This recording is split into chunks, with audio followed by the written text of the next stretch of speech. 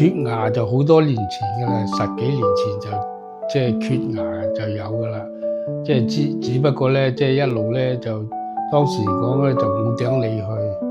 咁樣認為拉兩隻咧冇咩所謂，咁啊點知咧就即係整下咧就越甩越多咁樣咯，啲係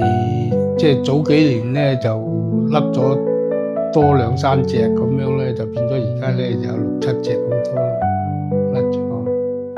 生活上咧就多少即係唔多唔少有影響嘅，食嘢啊各方面都即係唔係咁咩嘢啦。有時即係食啲硬啲劑嘅嘢，咁啊嚼咧就冇咁方便咁樣咯，缺咗牙就。到咗而家咁樣咧，認為咧即係自己年紀大咗啦，即係再唔種牙咧，你再遲幾年種咧就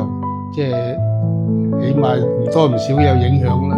行上嚟睇到咧有間咁啊曙光，咁樣咧就再睇睇，佢又有牙科，咁樣我哋日嚟再睇下即係咩嘢咯。一入到嚟咧，咁啊個管家咧就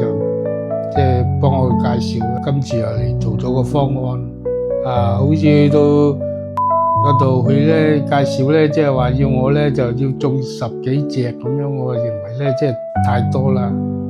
咁樣咧跟住咧就去到嗰度，佢係即係佢又介紹，即係話同我做咧都係做6隻，但係咧佢就係咩嘢要分2次做，咁樣我認為咧就後尾嚟到呢度即係睇過之後咧，佢哋介紹咧即係話可以一次做，咁樣認為咧就唔使拖太長時間，咁樣啊就所以選咗啲間咁嚟做咁樣。但係咧就嗰日咧你哋再問到其他有冇咩問題咁樣，我就話打橋，即係佢見到有咁問題，佢馬上即刻同我做個加急嘅即係個血液檢查咁樣啦，咁就即係當日可以種埋牙啦，咁樣就唔使再跑多次咁樣。你喺其他可能即係其他可能唔一定有咁嘅機會做到咯，咁樣就。經過今次咁樣都即係對